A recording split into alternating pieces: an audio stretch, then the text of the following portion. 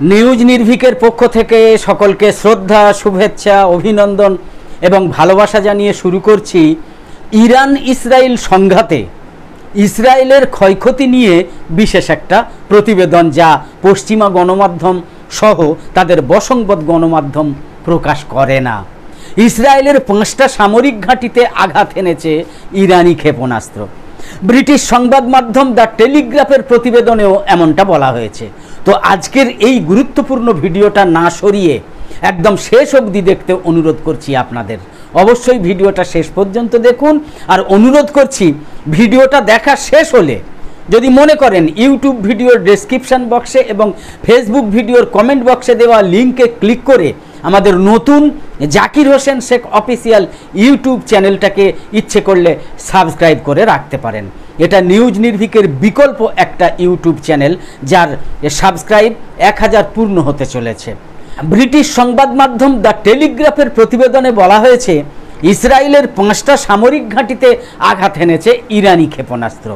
সাম্প্রতিক যুদ্ধে ইরানের ক্ষেপণাস্ত্র ইসরায়েলের কম করেও 5টা সামরিক ঘাঁটিতে সরাসরি আঘাত এনেছে বলে দাবি করেছে ব্রিটেনের সংবাদ মাধ্যম দ্য টেলিগ্রাফ। হাতে আসা স্যাটেলাইট রাডার তথ্যের ভিত্তিতে সংবাদ মাধ্যমটা এই রকম দাবি করেছে। স্যাটেলাইট রাডার তথ্যের ভিত্তিতে তথ্য পেয়ে তারা এই দাবিটা করেছে। কিন্তু এই সব হামলার ঘটনা ইসরায়েল সরকার এখনো পর্যন্ত আনুষ্ঠানিকভাবে স্বীকার করেনি। শুধু তাই নয়, সামরিক বাহিনীর কড়া বিধিনিষেধের কারণে ইসরায়েলের কোনো সংবাদ মাধ্যম এই নিয়ে সামান্যতম খবরও কিন্তু প্রকাশ করতে পারেনি। যা এসছে বিভিন্নভাবে, অন্যভাবে খবরগুলো বাইরে প্রকাশ হয়েছে। ব্রিটিশ সংবাদ মাধ্যম দ্য টেলিগ্রাফের প্রতিবেদনে এমন তথ্য প্রকাশ্যে আসায় বিশ্বে ইসরায়েলের মুখ দেখানো ভার হয়ে উঠেছে, দায় হয়ে উঠেছে। যদিও মিথ্যার ওপর দাঁড়িয়ে থাকা ইসরায়েল তারপরেও 12 দিনের এই যুদ্ধে হাস্যকরভাবে চূড়ান্ত বিজয় হয়েছে বলে দাবি করে আসছে।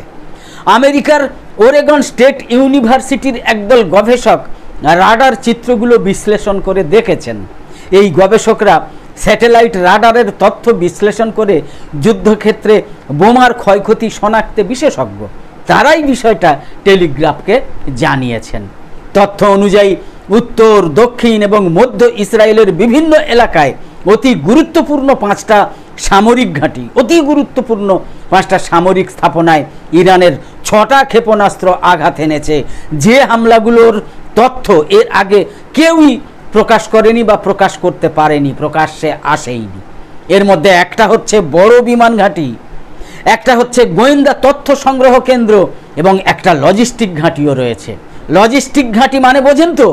লজিস্টিক ঘাঁটি বলতে এমন একটা সামরিক ঘাঁটি বা কেন্দ্রকে বোঝানো হয় যেখানে যুদ্ধ বা সামরিক অভিযান পরিচালনার জন্য প্রয়োজনীয় সরঞ্জাম, রসদ, জ্বালানি, অস্ত্র, যানবাহন এবং অন্যান্য সহায়ক উপকরণ মজুত, সংরক্ষণ এবং বিতরণ করা হয়। কতটা গুরুত্বপূর্ণ হয় লজিস্টিক ঘাঁটি বুঝতে পারছেন তো? ইসরায়েলের সেই রকম সব ঘাঁটি ধ্বংস করেছে ইরানের ক্ষেপণাস্ত্র। খবর কিন্তু প্রকাশ্যে আসেনি। বিশেষজ্ঞদের প্রতিবেদনে ইঙ্গিত দেওয়া হয়েছে যে সরকারিভাবে ইসরায়েল যুদ্ধের ক্ষয়ক্ষতির যে চিত্র তুলে ধরছে, প্রকৃত অবস্থা তার চেয়ে অনেক গুণ বেশি।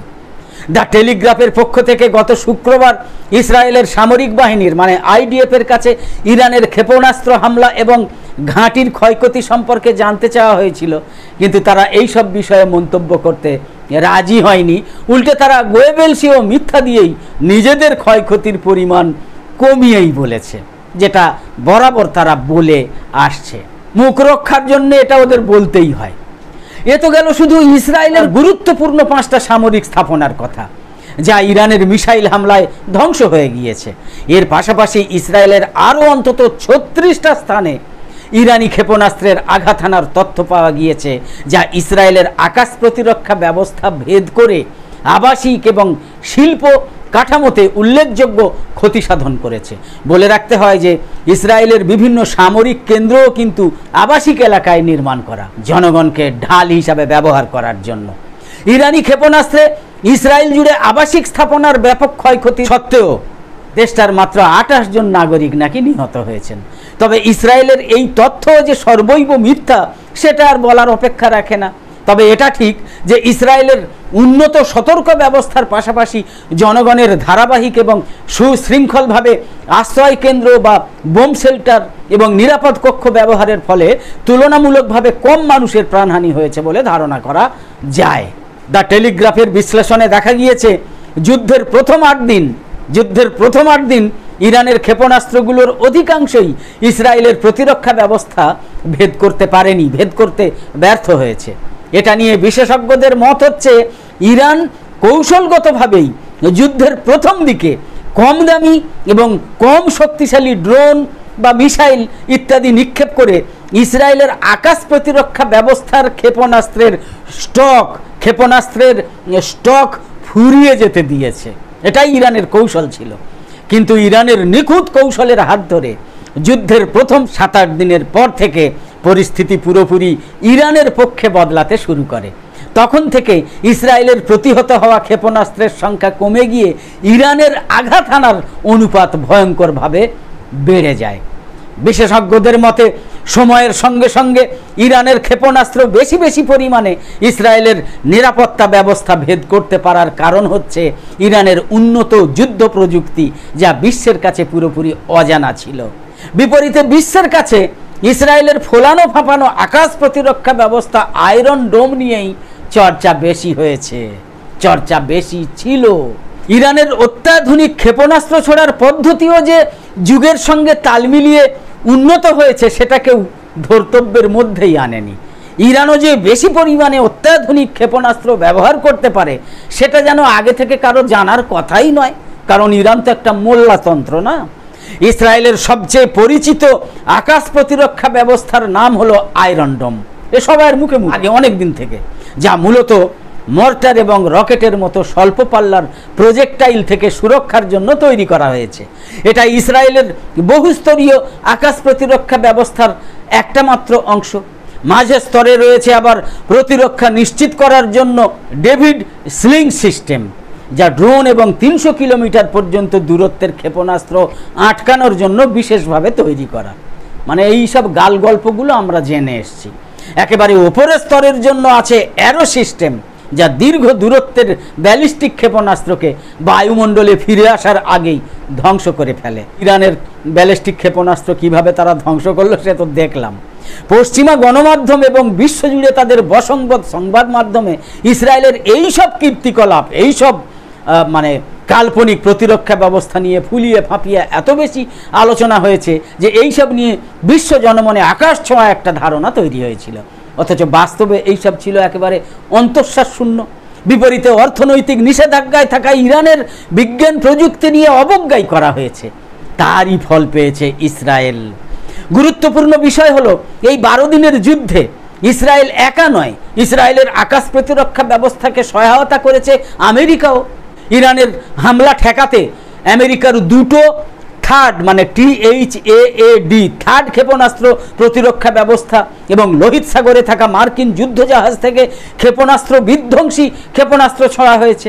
যুদ্ধের সময় আমেরিকা কমপক্ষে 36টা থার্ড ইন্টারসেপ্টর ক্ষেপণাস্ত্র ছুঁড়েছে, যার প্রতিটার খরচ হচ্ছে প্রায় $1,20,00,000।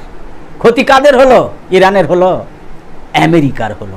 যদিও অনেকে বলছেন ওই খরচ তো সে সৌদি আরব আমিরাত এদের থেকে তুলে নেবে। আপনারা জানেন যে ইসরায়েল হচ্ছে একটা ঘনবস্তির ছোট্ট একটুখানি দেশ। দেশটার জনসংখ্যা মাত্র 97 লক্ষ।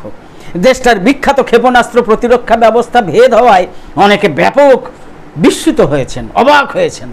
সরকারও সতর্ক করে বলেছে এই ব্যবস্থা সম্পূর্ণ নিরাপদ নয়। মানে ঠেলায় না পড়লে বিড়াল গাছে ওঠে না। আমাদের ইরান ইসরায়েলের 12 দিনের যুদ্ধে অন্তত এটা বোঝা গেল।